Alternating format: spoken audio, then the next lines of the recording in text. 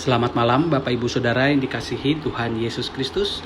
Berjumpa lagi di dalam persekutuan doa malam pada hari ini, Kamis 12 Januari 2023, bersama saya Pendeta Nathaniel Valentino.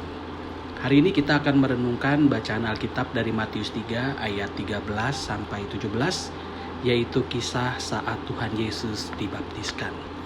Sebelum kita membaca dan mendengarkan firman Tuhan, mari bersama-sama kita bernyanyi dari Kidung Jemaat nomor 307, Ya Tuhan pada saat dibaptiskan.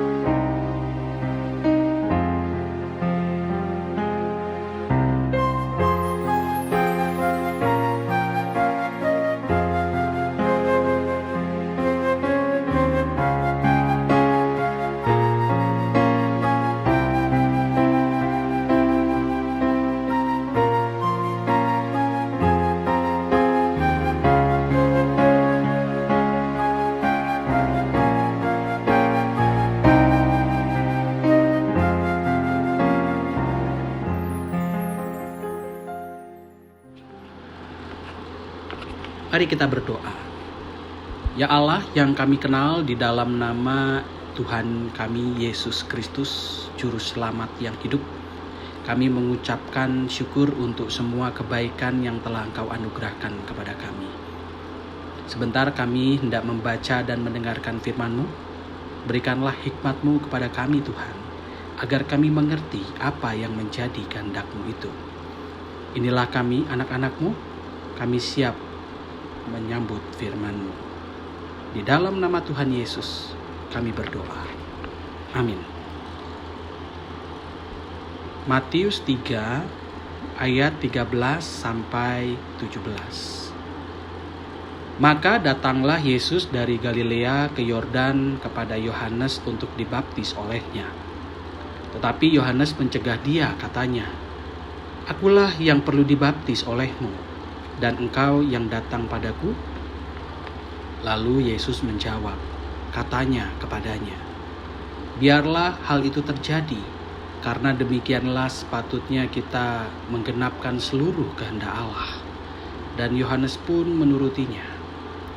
Sesudah dibaptis, Yesus segera keluar dari air, dan pada waktu itu juga langit terbuka dan ia melihat Roh Allah seperti burung merpati turun ke atasnya. Lalu terdengarlah suara dari sorga yang mengatakan, "Inilah anakku yang kukasihi, kepadanyalah aku berkenan." Demikianlah pembacaan firman Tuhan. Diberkatilah kita yang membaca, merenungkan, dan melakukan firman Tuhan di sepanjang kehidupan kita setiap hari. Haleluya. Saudara terkasih, salah satu karakteristik Allah yang kita lihat dalam Yesus Kristus adalah bonding atau menjalin ikatan. Dalam bahasa rohaninya, menjalin persekutuan. Di dalam Alkitab, kita tahu bahwa Yesus banyak menjalin ikatan dengan siapa saja tanpa terkecuali.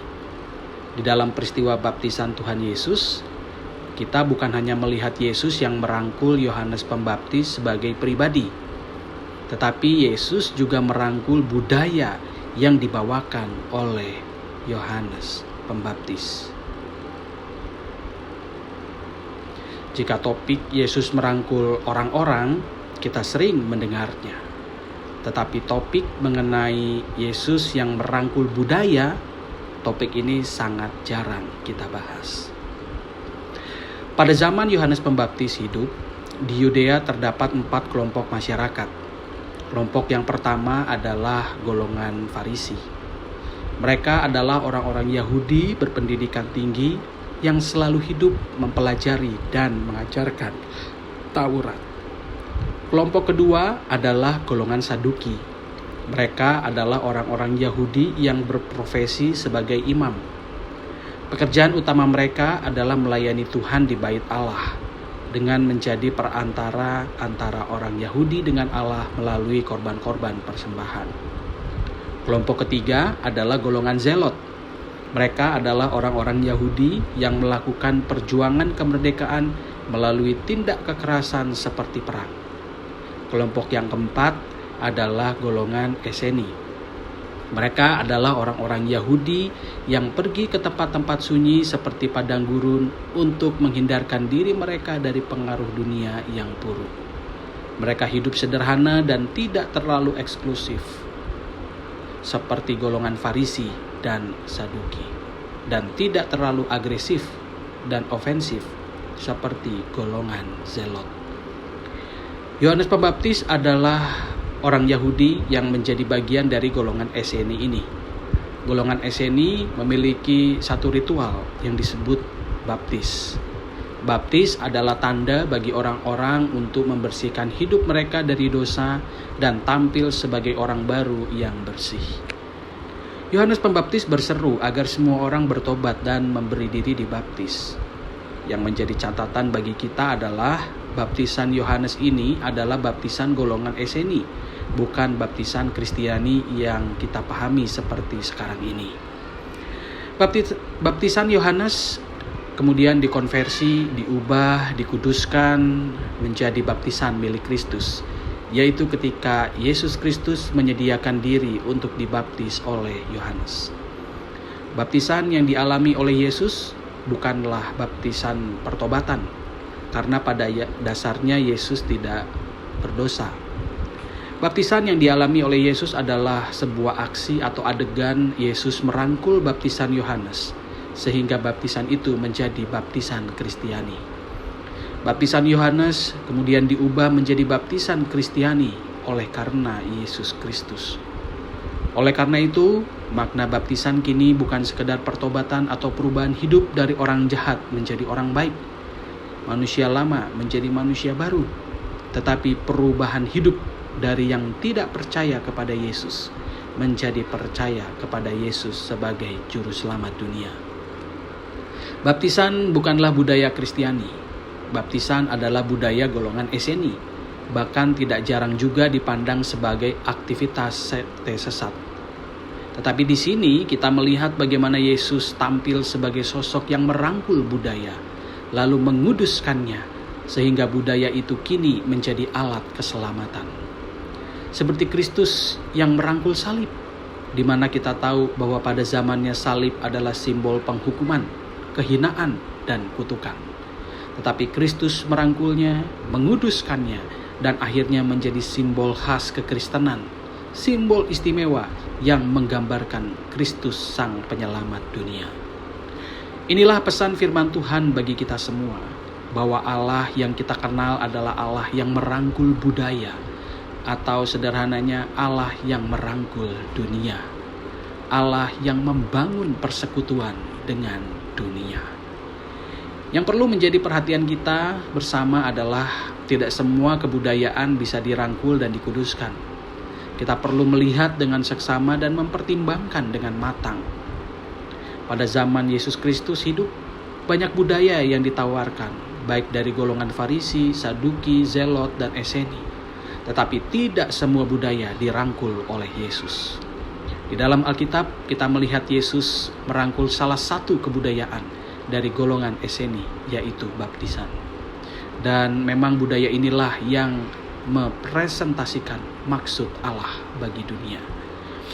Pertanyaannya adalah, apakah kita telah menjadi gereja yang terbuka untuk membangun jemaat kita dengan memperhatikan budaya-budaya yang berada di luar gereja?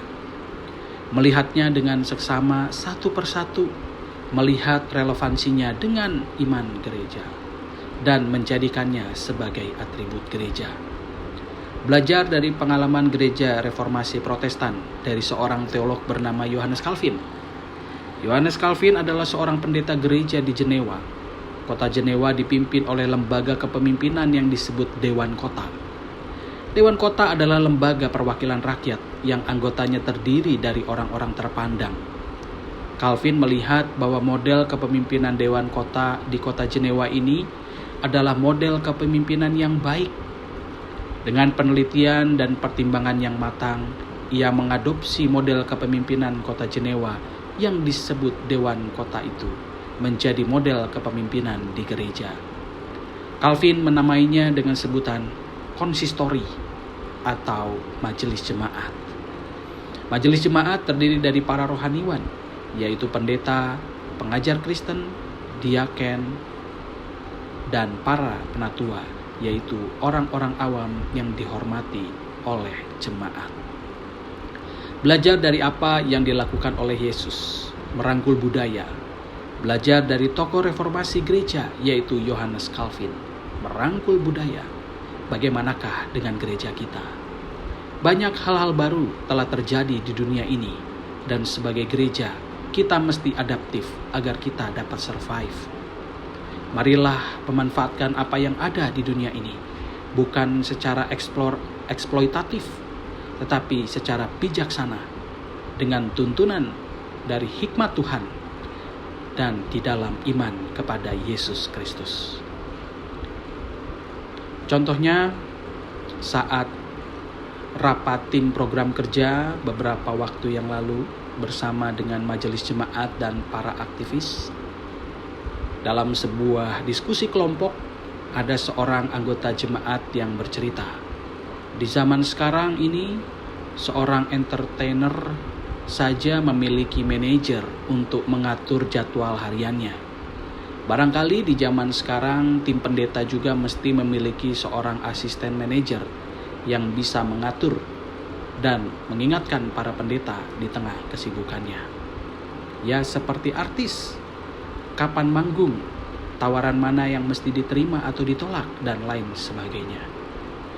Ini baik untuk menolong pendeta, agar pendeta tidak terlalu overload pelayanannya dan dapat mengerjakan hal-hal utama. Pendapat ini adalah sesuatu yang asing, merupakan budaya yang baru di gereja ini. Tetapi jika sebagai gereja kita mau menelitinya, melihat relevansinya, meninjaunya secara teologis, tidak menutup kemungkinan hal ini bisa menjadi bagian dari pelayanan kita.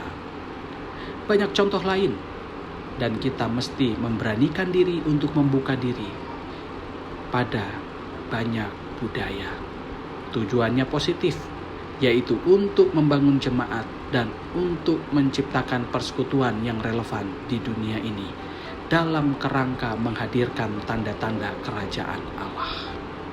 Saudara terkasih, sebagaimana Allah telah membangun persekutuan kasih dengan dunia yang kita saksikan bersama melalui peristiwa baptisan Kristus, marilah kita membangun persekutuan kasih dengan bersedia merangkul budaya-budaya yang ada dalam hikmat dan di dalam iman kepada Yesus Kristus. Budaya-budaya yang kita maknai sebagai bagian dari perwujudan karya-karya penyelamatan Allah. Biarlah firman Tuhan pada hari ini menguatkan kita dan memberkati kita. Amin. Mari kita bersatu di dalam doa. Allah yang kami kenal di dalam nama Tuhan Yesus Kristus, kami mengucapkan syukur untuk tuntunan-Mu selama satu hari ini, sehingga kami dapat mengakhiri hari ini dan akan beristirahat. Biarlah segala sesuatu yang telah berlalu itu bisa menjadi pelajaran bagi kami dan menjadi sesuatu yang menguatkan kami untuk melanjutkan aktivitas kami esok hari. Hari ini Engkau mengingatkan kami agar kami mau memiliki hati dan pikiran yang terbuka terhadap segala sesuatu yang baru di sekitar kami. Berikanlah kami hikmat dan kebijaksanaan agar kami dapat melihat hal-hal baru itu dan menseleksinya, kemudian merangkulnya, serta memaknainya sebagai alat-alat keselamatan, cara-cara Allah untuk menghadirkan tanda-tanda kerajaan Allah di dunia ini. Tuhan Yesus Kristus, kami percaya bahwa Engkau senantiasa akan menyertai kami esok hari, agar apa yang kami kerjakan memuliakan nama Tuhan, dan kemana kami membawa diri kami mengikuti langkah kaki Tuhan.